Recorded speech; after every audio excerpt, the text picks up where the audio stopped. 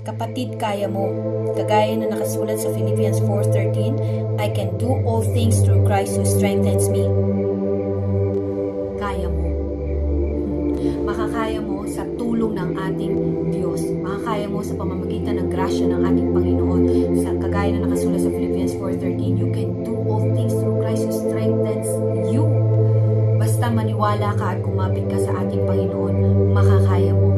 Makakaya mong magmahal. Makakaya mong magpatawad kahit pa sa pinakamahirap na tao na patawarin.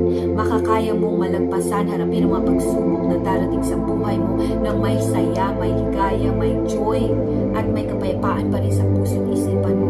At makakaya mong i-fulfill ang purpose na ibinigay sa iyo ng ating Panginoong Diyos. At makakaya mo na mag-share ng gospel nang hindi ka nahihiya, na may confidence ka na nagmumula sa ating Panginoon. Makakaya mo. Bakit?